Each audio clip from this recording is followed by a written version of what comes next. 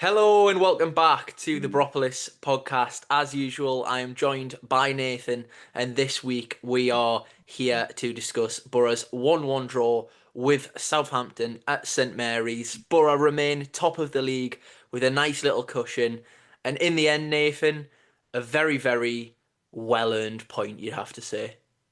Yeah, definitely. I think coming into the game, well, when we were discussing it last week, I think we made our thoughts apparent that despite Southampton not coming into this game in form with the quality that they have, they can definitely hurt you. And going down there is always a difficult test for any team.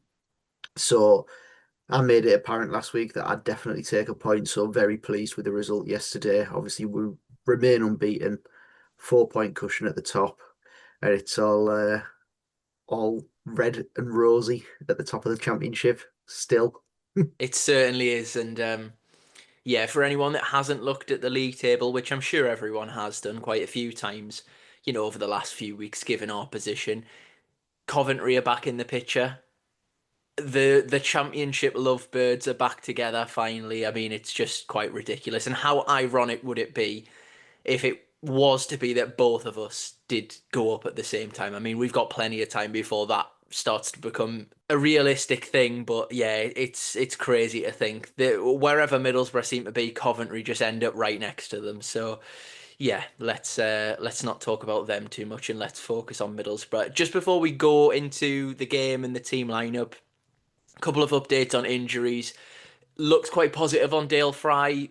I think there's probably a strong chance he may well be included in the squad for Tuesday night's game against Stoke, which, given we hadn't really had an update for a week or so, is amazing news, really, because of obviously Daryl Lenihan's reoccurrence of an Achilles injury. And I mean, how unlucky, given it's his other Achilles. That man is just, he has no luck at all. So yeah, I mean, thankfully it doesn't seem like it's going to be a season ender or anything like that. It's going to be weeks, but even still, it must be so infuriating and so, well, upsetting, really, given how much he's been through. So yeah, a bit of an update on that. George Edmondson's eye was fine for the game, so in terms of the team and the changes, there was only actually Sver Nipan that come out of the team. We're led to believe there was a bit of an illness during the week, so that is probably why there was, not a start for him this week. Perhaps a little bit of a surprise that Morgan Whittaker come in. Of course, there is other options and well, plenty of options that Rob Edwards can use, the likes of Delano Bergs or Cali Sen, even Sonjay Hansen. But it was Whittaker that he opted for off that sort of right 10 in behind Strelec. And of course, Conway was deployed off the left of the two tens this week. I think it was just nice to see that we could continue with a recognised centre back alongside Alfie Jones and Matt Targett in his natural position.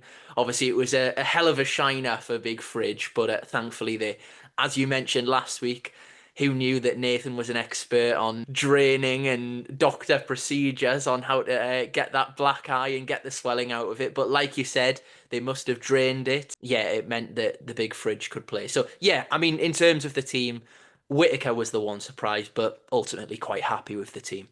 Yeah, very much so. And to be fair, happy that Edmondson was okay to come back in. As we sort of said last week, in the limited time that he did have on the pitch last week, he looked pretty comfortable for the most part in the middle of that back three, not really too exposed being in the centre, which is important for the pace aspect. But I think he just in there he can just get away with his bread and butter, which is heading it and just being comfortable, being an out and out defender and a blocker in there, which is good. And I felt that we probably need that at points in yesterday's game, really, with the attacking talent that Southampton have at their disposal.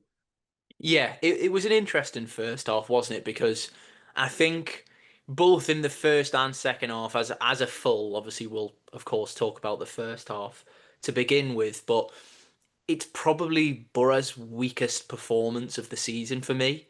And it seems strange to say that given that I'm really quite pleased with the result. But I think especially first half, given how high of a line that Southampton opted to play, it felt like Boro's inability to make the ball stick or even go in behind and cause them problems was really limited.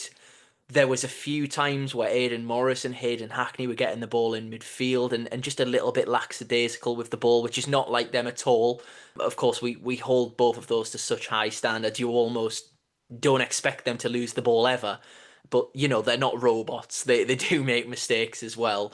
But yeah, I thought Borough struggled in the first half, especially yesterday. And not because of Southampton's brilliance, but it was more so self-inflicted, I thought. And I think Rob Edwards said the same. We actually went the closest in the first half. A really good effort from a free kick from, well, I was about to say Roberto Carlos or Tiggs, as he's also known on this podcast now. A really good effort. I think the Southampton keeper was beaten, and it just hits the bottom of the post and comes flying back out. That was Borough's big chance of the first half. Southampton's big one fell to you know who, and I was delighted to see that he absolutely blazed it over the bar and just completely leant back, got his technique all wrong. And I've seen a lot of Southampton fans since saying, from being in the stadium, it was so apparent that the occasion just got the better of Finazaz. And to be honest, I expected nothing less. There was the typical Borough storyline narrative to go at, and the fact that he could come back and haunt us, given the character that Finazaz has shown, it's become apparent that he is. I expected that kind of performance, and I'm not having a go at him at all, but he's one big moment. He just got it all wrong, didn't he? Yeah, he did definitely. The ball just falls to him nicely, and yeah, from 8 to 10 yards out, he just, as you say, leans back, gets it all wrong, and just comfortably side foots it over the bar and into the stand behind the goal. Yeah, on his performance, I didn't think he was great. It was a very thin as performance, really. He gets the ball in moments and plays the odd pass in behind, which, look, I think sometimes those ones go unnoticed when Armstrong's running onto it and it just gets swept up by Bryn, or Edmondson gets across and sort of makes a block. But yeah, just a very thin as performance where he drifts in and out the game, and for the most part, he's out of the game. It sums him up really. Yeah, he was hooked at 60 minutes, but yeah, they weren't best pleased with him on Southampton Twitter either after the game. So it's nice to know that it's not just Borough fans that felt a certain way about him. Although, look, I think there will be some Borough fans, myself included, that did appreciate what he offered at times in a Borough shirt, but also could appreciate he drops performances like yesterday all too regularly in the Championship, which just isn't going to For cut the it, money really. that Southampton have paid, I think they'll be expecting a lot more. And Definitely. yeah, I think that's one of the main criticisms, which of course, it's always a difficult one with price tags. The players don't choose their price tags, regardless of how good or bad they are. We've had a few of those over the years, which we certainly won't get into. But yeah, this isn't the Finn Azar's podcast. It is the Boropolis podcast. So we'll speak a little bit more before going into the second half because it was fairly uneventful, let's be honest, the first half. But I think it was quite interesting for me that the fact we spoke about it in the Preston podcast that especially in the first half with Cali Sen on the pitch against Preston, we went long quite a lot and tried to get in behind. And yesterday I thought we might see more of that because of the fact how high Southampton's line was. And there was one moment especially, Luke Ayling, I think it was, played a lovely ball in behind Nathan Wood, and Maddo was saying it on commentary, and yeah, he was a lot younger when he was at Middlesbrough, but you've seen Nathan Wood now for a number of years in the Championship, and even in the Premier League, he does have a tendency to switch off. And there was a ball that Luke Ayling played, just went slightly longer, and it wasn't just a dump up the pitch, it was a longer pass into Strelec. And Nathan Wood falls asleep. And Strelec has the opportunity to hit it on his left, and you're kind of waiting and waiting and waiting, and then he cuts back. And I was almost thinking, like, come on, just hit that. Like it's what we've come to expect from Strelec, but he opted not to. But yeah, I mean, that was one example. There was a few others, but slightly surprising that we didn't opt to. I think Southampton had a lot of the ball, so it was fairly transitional in terms of, you've got to maintain possession for a little bit and then pick your moment to go longer. Whereas yesterday, Southampton in the first half, again, fairly uneventful. They didn't create a huge deal, but they did have lots of sort of meaningless possession. I was glad in the second half, especially, which we can move on to, that I thought we, even to be fair, before Southampton had taken the lead, I thought we looked much better in the second half. Yeah, we definitely did. Yeah, I think we picked it up a little bit.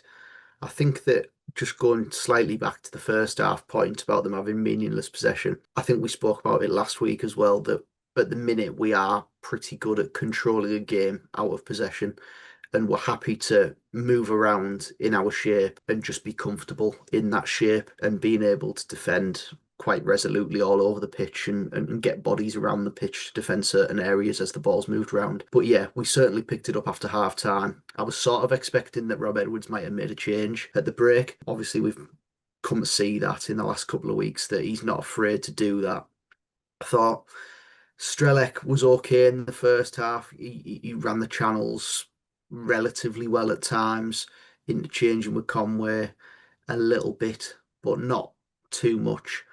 I thought that we might have seen Sen a little bit earlier, especially considering he came on at minute 70 after the first couple of changes that were made. Yeah. But yeah, I thought that despite me expecting changes, I thought the ones that were on the pitch from minute one were much better at the start of the second half. Obviously, we had the one chance, which was it fell to Strelec down the right hand side. Britton and Hackney and Whitaker all played a part. Hackney played a chipped pass. Whitaker squared it across, and I'm just not sure that the pace would have been right for Conway. But Strelec takes the touch and then tries to fire a shot into the near corner, and I think we win a corner at the time. But Conway was a little bit more central, ready for that pullback. Had it not gone to Strelec and it had a little bit more pace on it, and I think he would have had a better shooting chance. But yeah, I think that in the end, their goal comes a little bit against the run of play, considering Boro's start to the second half. Yeah, and it was for me created by Southampton's best player on the day. And I know we'll get onto it in a little bit, but why Will still opted to take Tom Fellows off when he did, I've got no idea because I thought he looked really bright. I thought he looked really lively. In terms of paying sort of 10 to 15 million pound for a player, he certainly looked like a 10 to 15 million pound player. Yeah, his cross, I think it takes a nick, doesn't it? It's crossed in and Jones kind of sticks a leg out at it, to which it sort of bounces up or changes the trajectory of the ball. And then it comes towards Adam Armstrong. And I mean, he is the modern day David Nugent, Jordan Rhodes. He's just excellent in the championship. If you give Adam Armstrong chances in the championship, he will take them. And he might not cut it in the Premier League, but in terms of a forward who can play across the forward line, and someone that was linked with Middlesbrough, funnily enough, and does have quite a good record against us as well, ironically. But yeah, it's a really good finish. Left-footed volley, takes it completely cleanly, fires it off the ground, keeps it low, and sort of Bryn's body weight is going one way and just fires it back into the opposite corner where it's come from. It's a great finish, in fairness. I don't think there's not loads that you can look at it from a Borough perspective and say it's a really bad like defensive goal to concede. I think just before that there is a clearance. I think it was Edmondson on the edge of the Yeah, box, and it goes to their midfielder. yeah, you kind of want your centre half to just put it into row Z almost, and he doesn't quite get enough on it. But there's still, an opportunity for the cross to be blocked or Borough to get a body in the way. I don't think it's a terrible goal to concede. I think it's just good wing play, and in the end, it's a great strike from Armstrong. I would put it down to that more so than Borough, giving away a goal. One thing that we did see after that was Callum Britton come off, and we've since seen, I don't know if anyone that listens or watches this podcast happens to follow Callum Britton's misses on socials. But during the first half, I said to my dad, we were watching the game, and I said, Britton's boots red? And I'm sure he usually wears blue boots or blue and white boots. And he said, oh, yeah, yeah, it is. And actually, now we know that it was just all excessive bleeding. I don't know how he actually didn't come off at half time, to be completely honest with you, because he seemed to lose an extreme amount of blood on that ankle. And I mean, he continued playing in fairness, but when we did make those changes, it did have the desired impact. And it did also mean that we changed shape as well, which, just to touch on something that was spoken about in the press conference, I do think it was interesting that Rob Edwards actually admitted for the first time that when he initially come into the club, he viewed this squad as a squad that was going to play a four. And that actually goes alongside some of the noises that me and you both heard around about that time. Unfortunately, didn't go public with that information. But it was very much a case that Rob Edwards was quite keen to play a back four and did view it, and really through, I guess, probably the delay in recruitment and, different things during pre-season injuries, etc. He kind of stumbled on the five. Of course, it's not a formation that's, unfamiliar with him, but really, really great from the Borough boss again, because he hasn't only been proactive and made substitutions. Of course, he was trying to actually make the substitutions before Southampton had scored the goal. You saw Nipan and some of the other substitutes, Brown as well, wasn't it? Basically waiting to go on as kind of Armstrong's wheeling away to celebrate the goal. But yeah, not only being proactive in terms of bringing fresh legs on and changing things up for personnel, we saw a change of shape. And actually, like you say, Borough had been better after half time, but they absolutely improved when we saw that change to a four. Yeah, they did. And I think in the last couple of weeks, even though he's not started games, I think Alan Brown's been fantastic just to come in and offer us legs in the middle of the pitch once Hackney and Morris have sort of ran the race a little bit. In this instance, he comes on and makes that midfielder three with those two. But yeah, I thought that he just provided a little bit more of solidity in there, but also got us on the front foot a few times. He did. And obviously that's where the goal comes from after a little bit of a spell of us sort of growing into the game. More changes are made. Strelec and Conway both taken off, and also Morris, I think. Yeah, it was Aidan Morris. Yeah, I think obviously we've spoken about it for the last 2 weeks now, and of course it's, you can't knock Rob Edwards. We'll probably get onto it, to be honest, talking about Stoke and kind of how the team might look with injuries, etc. But it is becoming, although Borough are continuing to pick up positive results, that dynamic of Conway and Strelec and Conway playing off the left, I'm just really not sure about that. And as time goes on, and obviously the form of Cali Sen, we'll talk about the goal now, but I think Rob Edwards is still hoping to stumble across the right dynamic there. And to be honest, as much as it might be an unpopular one, given that Strelec has shown signs, he really has. He obviously got his goal against West Brom, and he shows some really neat touches. He shows his quality, even if he's not involved, but still looks a little bit off the pace for me. It's not a major issue. He was still impacting the game and being a willing runner yesterday. But I think with Conway as your nine, and it might be opposition specific. If you need to press more from the front, then it might be a case of Sen and Conway start together. But in terms of who I think has to play in that forward line, of course, Nipan was the one that dropped out. For me, he's almost getting to the point. Even yesterday, I thought he had a really good impact in the game. He'd be one of the first selections in the team for me.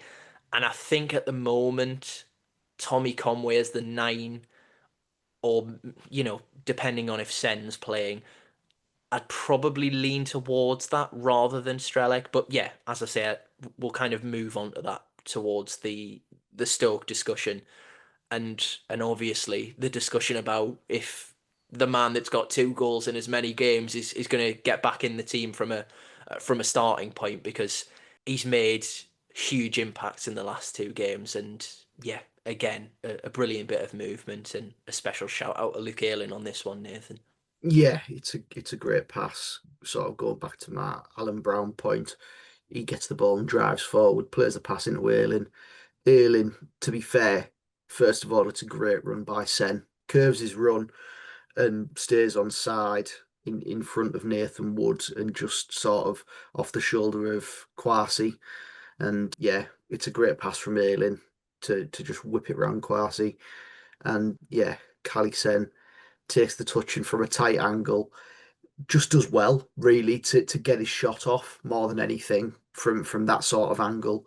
Directs it on target, and obviously it's a little bit fortunate the way that it sort of goes in through Wood and off his calf or his arse even, who cares, but into the ground and then sort of loops in to the roof of the net, which is really, really nice. Kelly Sen 2-2, and yeah, just pleased that we could get back into the game. The things that I've liked in this sort of spell of games so far, these three after the first international break, were at Preston showing resilience coming from behind twice, and showing a little bit of resilience in the West Brom game to deal with a setback late in the game and just hold out comfortably. And then yesterday, going one down away from home at a side where, okay, they're not sort of at their best quite yet, but to be able to come from 1-0 down and earn yourself a point away from home at a very difficult ground is really, really important, really positive. To be fair, there wasn't a whole lot that happened following that, was there? We just sort of sat in our shape a little bit. We had a couple of forays forward, but not too much. And just in the end, we will take a point and move on. Yeah, yeah, it's one of them where I know you kind of go off the old adage of win your home games, draw your away games, but I felt like that is absolutely, and especially when you coming back into a game from being behind, it's a really good point against a team that, look, I know they've spent a lot of money and this, that, and the other, but I do think they'll eventually click, and whether that be Will still or not, they'll probably be there or thereabouts. In fact, I'd be quite confident to say that they will be. Southampton, for me, we were just speaking prior to getting recording. They reminded me a little bit of Gary Monk's Middlesbrough side. I think they've got that many options, especially in their forward line, where it seems like Will Still's just throwing combinations together and just hoping that something sticks. Really interesting dynamic with the fact that they've spent big money on Ross Stewart, they've spent big money on Azaz. You've got Armstrong playing off the left yesterday, and then of course you've got Cameron Archer that's on the bench as well. So yeah, it's a funny one, but on a more important note and on a Borough perspective, yet again we're seeing the benefit of whether it's Rob Edwards, whether it's AD and H, they make changes that impact games, and that's what we cried out for so much last season. But I think in terms of just a point, and it's the perfect word really that you said about resilience. This Borough team, and I know I've reiterated time and time again that wait for ten games, and everyone else's. You can look at the league table after 10 games, but throughout, and you said it as well in the fact that these 3 games since the first international break, what I've really enjoyed is even when we've been behind, there's a confidence. I don't know about you, it might just be myself and getting a little bit giddy, but there's a real confidence that even when we went behind, do you know, sometimes we used to concede a goal, and it's not exclusive to Michael Carrick's Middlesbrough. There's been times under Warnock, times under Wilder, even going back to the Karanka days, when you went a goal behind, you just felt that's game over. We're not going to get back into this now. And there was almost like a settled state from the players, an acceptance where it was, for God's sake, heads drop, we've gone a goal down. This Middlesbrough team is the polar opposite. And there was a quiet confidence from me yesterday, even when we went 1-0 down, that we'll give ourselves a chance in this game. We'll get ourselves a chance and we'll create something because we've got that many options in the squad that it must be a nightmare for defenders when you've got Tommy Conway buzzing around and you're trying to sort of keep an eye on Strelec and his clever movement. You then introduce someone like Sven-Nipan who's so good in between the lines and the formation changes. And then you've got such a willing runner in Cali Sen who, as you say, for the goal, I mean, the pass makes it, but it's an exceptional run to peel off and make the angle for Ayling to make that pass. He just made one actually just before that, before Strelec went off, that was probably an inch or two further forward, and Strelec got a touch and couldn't quite get his shot off. But I thought even Hansen, I know he won't get the kind of the plaudits because he didn't get the goal or assist, but I thought even he done well. And to be honest, even Bergzorg to an extent playing off the right, which isn't a position that's, too familiar to him. But yeah, really, really pleased with the point and just really pleased that there is that level of confidence now and we're learning more about this Borough team as games go by that a setback, whether it's well, I was about to say a defeat. I guess a 4-0 defeat in the cup is one setback, but in terms of in-game setbacks, they won't just roll over and they will stand up and fashion an opening regardless of which way it comes. So yeah, really chuffed, and of course it does mean that Borough remain 4 points clear at the top of the championship and one of the two teams that remain unbeaten. Of course, I'm sure you all already know the other unbeaten team that we touched on earlier in the podcast. Obviously, this week, in terms of league action, is the first 3 game week of the championship season. And I mean, whoever's put the fixture list together, why send a team down to Southampton to get them to come all the way back and then send them down to Portsmouth? Could that have not just been a Tuesday so that they could have stayed down there? Who knows? But yeah, Borough do have to travel all the way back to the Riverside because they've got Stoke on Tuesday night. And to be honest, recent history wise, it's been a team, a club that Borough have struggled against, and a manager that they've struggled against as well. And to be fair to Stoke, they've had a very good start to the season. Yeah, they've done relatively well, haven't they? And I think it shocked a lot of people as well. Stoke in recent times since coming down to the Championship have just been one of those teams that are just there. They don't ever threaten the playoffs. They have the odd flirtation with the relegation places with 8 games to go, and then they'll win 2 games, and all of a sudden they're safe with 6. And it's not really a club that's in any real danger of dropping down to League One. But Robbins came in there last year, and even when he went in, I think that a lot of fans were like, right, that's a great appointment. Maybe he can be the man to sort of turn the ship round at Stoke, who've just been sat in mediocrity for years. And I think now, after a pre-season with them and getting some of his own players in the door, he's probably in a place now where he can actually instill his style of football in, which it's interesting the way that they've gone this season. They started really, really well, won the first few games of the season. I think they won the first 3, actually went to Southampton and won as well. And since that Southampton victory, which was the third game of the season, they have won 1 of the last 4 with a draw and 2 defeats in there. The draw on Saturday against Norwich, it's tough to know what to make of Norwich. Obviously, we went to their place and won, and so have every other team that have been at Carrow Road this season. They've lost every single game there, but away from home, they look like a pretty competent side. But from a Stoke perspective, I think they'll be looking at that as a missed opportunity a little bit. But they do have danger men. There's no doubt about that. One player who we always talk about when we play against him is Sorba Thomas because of his deliveries into the box, his Yeah. pace. He can get to the byline and deliver a ball. He's got a good strike on him, to be fair. a very sort of interesting player at this level.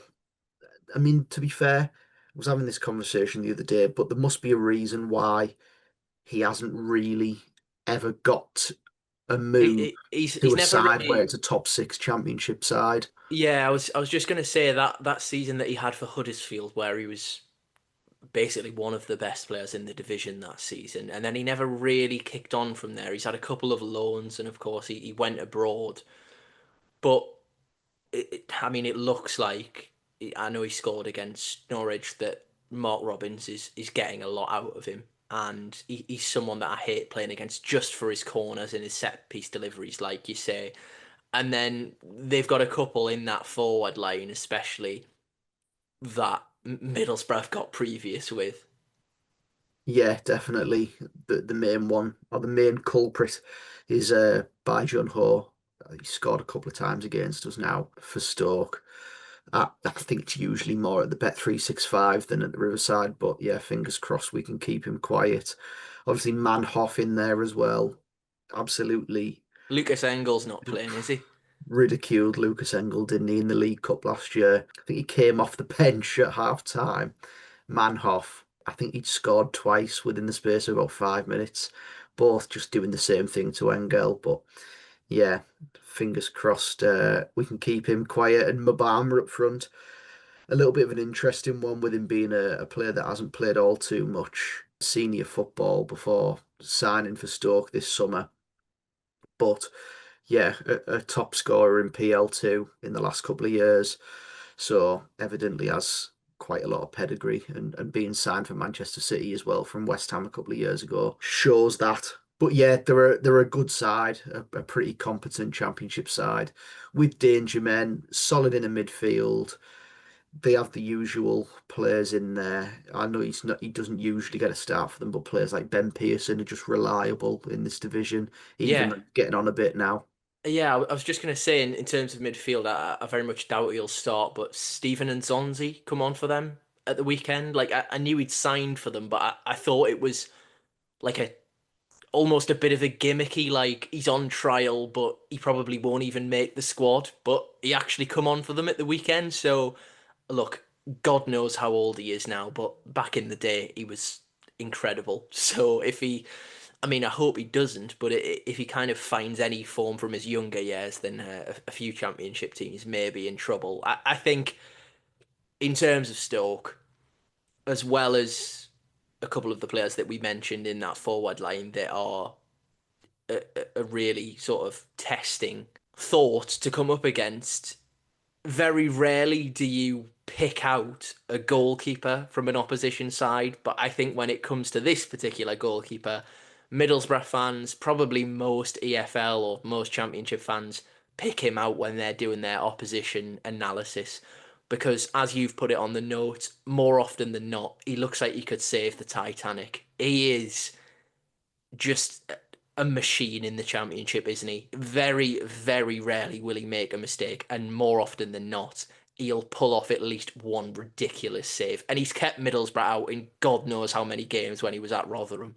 Yeah, it was outrageous, wasn't it? Victor Johansson, he's a good championship shot stopper. Don't think he's the best with his feet, mind, Yeah, and his distribution, but and to be fair, I think that's probably what's limited him and his ceiling of moving up the championship and maybe even at the Premier League. I think he was linked with West Ham as a backup goalkeeper in the summer, but yeah, obviously that's their personnel really, but we've spoken already about Coventry City on this podcast with them being the only other unbeaten side in the division alongside us, and I think that there'll be quite a few Coventry fans keeping a keen eye on this fixture with them playing on Wednesday night, and that's because it's the first time that Mark Robbins and Adi Vivash have met again against each other since the Coventry City fallout at the beginning of last season when Adi left Robbins' backroom staff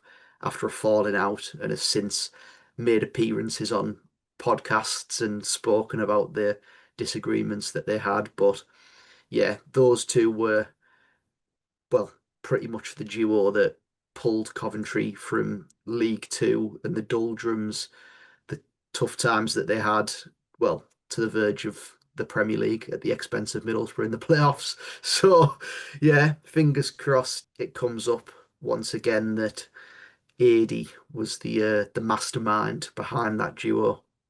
Yeah, I mean it's certainly a case of from interviews and things like that that there is really no love lost between those two, and it's mad considering they were, as you say, such a formidable duo for Coventry in their rise. But yeah, it's an interesting dynamic. I guess it adds a little bit more spice to the fixture, but I think out of the games before the international break, even including yesterday's, Stoke weirdly was one that I looked at and thought that's probably going to be our most difficult game out of the three. And I know because Southampton have got all of the excellent talent and all of the attacking players and all those options, but Stoke just seem well, I mean, in terms of league table position, they're third, so they are the highest out of the teams that we are going to be playing, even prior to yesterday's round of fixtures. But they just seem more of a well-oiled team rather than kind of just being concerned about individuals, and I think that's what makes us so good as well.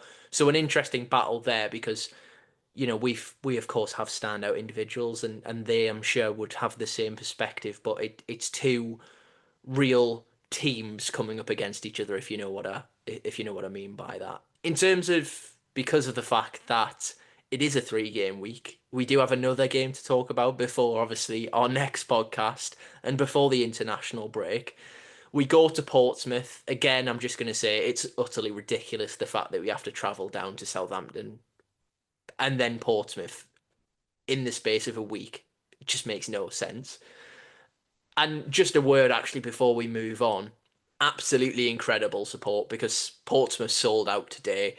Southampton was more or less sold out. It's just there's one thing when you're on a great run of form and you maybe travel that extra hour or that extra kind of distance that you wouldn't normally to go and watch Boro in an away end, but to travel to that extent, it's just incredible, really. I know Rob Edwards is always so keen to highlight it, and the players at the moment, I love that they really do show it's not a half-hearted bit of appreciation. It's an extended thank you to the away following, and they absolutely deserve it because it's some effort.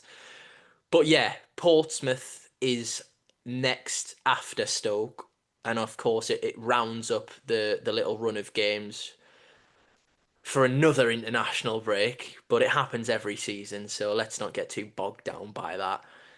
A bit of an interesting one with Portsmouth because they, of course, had their first season back in the Championship last season. I don't think it would be unfair to say that they, overachieved. I think they would have settled to stay up last season, which they did, and it was quite comfortable in the end.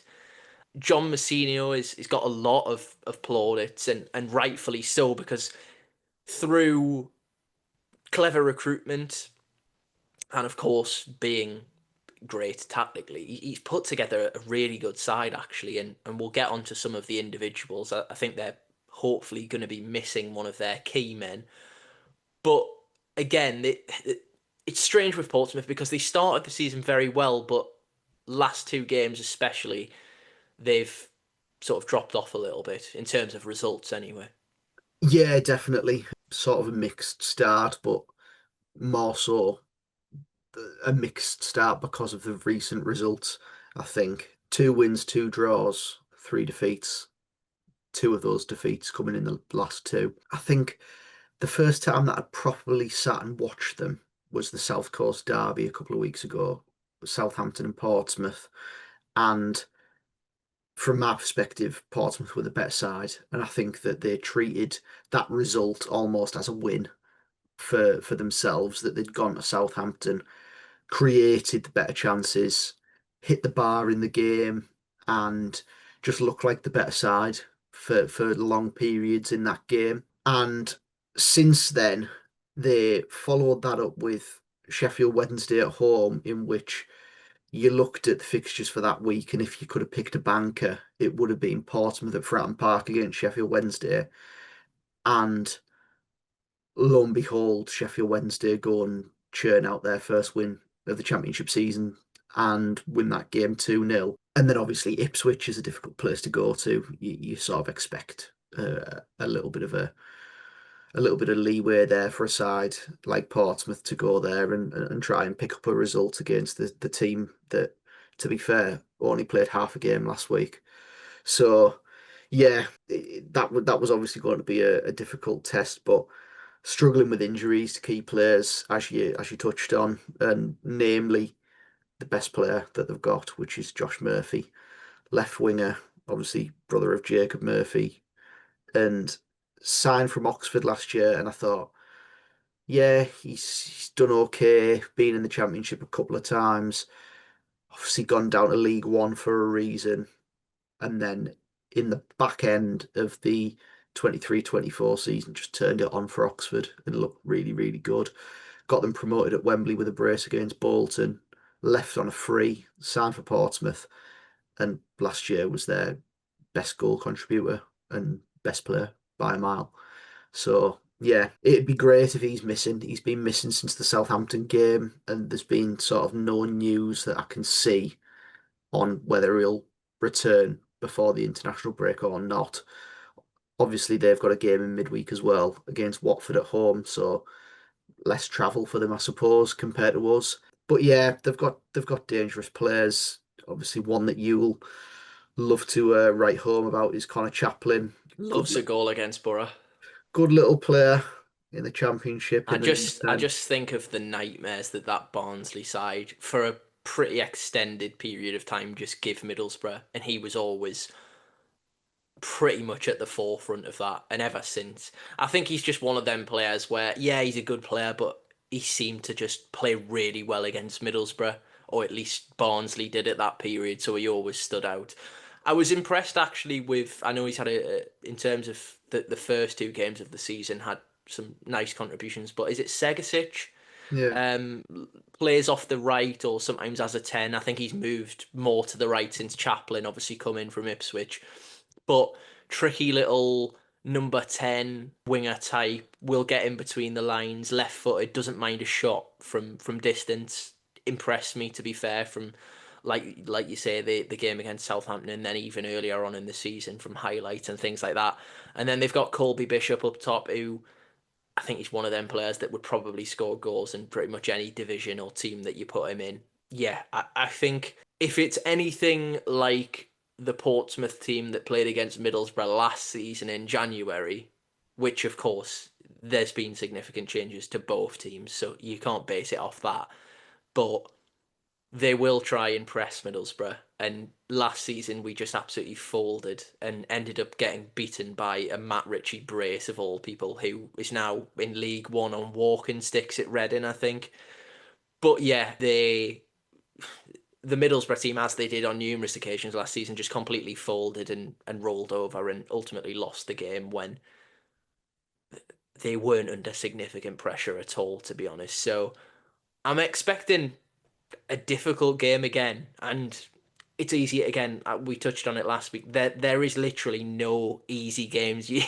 We've just said about Sheffield Wednesday, but they went there and turned Portsmouth over, so it just goes to show. But yeah, I think if you can go into the international break and look, we'd absolutely all love the unbeaten run to continue, but even picking up one win out of the two or four, I mean, 4 points would be exceptional. I just think I'm waiting for that moment where I go, yeah, yeah, this is a serious outfit, this Middlesbrough team, and I think I'm slowly getting there, to be honest. But it's two more big tests, and again, of course, we spoke about it going back a little bit in terms of Britain. I hope he's not a doubt for Tuesday because he's been absolutely excellent, and it would probably mean either a change of shape or maybe Silvera filling in at wing back. And then, of course, you've got the selection headache now of Cali Sen, 2 goals in 2 games. He's probably going to start, isn't he? And you've got the argument of who comes out. Maybe Rob Edwards saw enough from the closing stages of Saturday's game that actually he might even want to start with the four. Who knows? But I think that there's definitely this week going to probably be, over the next 2 games anyway, some probably eye-catching changes that we'll see. I mean, is there any in particular other than Sen, I guess, that you would be looking at and thinking probably needs to come in or... I don't think you can necessarily say that you need a lot of changes, really. I think the interesting one is if Britain's okay or not, really, more than anything. If he is, great. If he's not, you might have a change of shape there. You might go Ayling at right back and play a back four. You could even play a back four, have Ayling at centre half, and you could have Alan Alan Brown. Brown Yeah. at right back. Played there a couple of times for Sunderland last year, which is important to have that versatility in there. But yeah, fingers crossed that Callum Britton is okay. But yeah, it's certainly very interesting. But I will expect to see changes throughout the week, really. I wouldn't be surprised to see changes, three changes even for Tuesday night, and then once again for Saturday because of the quick turnaround in games. But we're blessed a little bit at the minute with good squad depth, especially in attacking areas. So yeah, we'll wait and see. But yeah, another difficult week ahead. It's strange to keep going into weeks still unbeaten and just sort of the skepticist in me is just thinking, well, a defeat has got to come soon because it can't go on forever. No team just keeps on churning out win after win after win after win or draw or just not losing. But this Boro team are a little bit more resilient than they have been in seasons past. So fingers crossed we can get a result on Tuesday night at home against Stoke and extend that lead over third place a little bit, or at least extend the lead over them. And then, yeah, get back down to the south coast and just extend ourselves one more time before a 2 week break. And yeah, hopefully refresh the squad a little bit before going again into another block of games. Yeah, absolutely. Well, I think to be honest, looking ahead at the break is a nice place to leave it on. I wish there wasn't when you're on this kind of run of form and you're on the unbeaten run. You just want things to continue. You don't want another interruption, and you kind of worry that it halts your momentum. But yeah, we've seen from the Preston game that obviously Borough can continue this kind of run even after a break. So let's hope they continue this run and then it continues even after the international break. Obviously, we'll be back next week. Nathan, you may not be in attendance, so we may have a special guest on. The special guest is likely going to be Dom again. Everyone loved that the last time when we had him on. And as the comment goes, when Dom Shaw speaks, you listen. So yeah, we might have to get that up and running again. But yeah, as always, thank you ever so much for watching and listening. Please do remember to subscribe and like the video. The sport is continuing to be absolutely mind blowing at the moment. So keep that up, please. We very much like the Borough squad and the travelling contingent. Absolutely, truly appreciate. So thanks again for that. And yes, thank you, Nathan, for your time. Thank you, everyone, for watching and listening. And that has been another episode of the Boropolis podcast.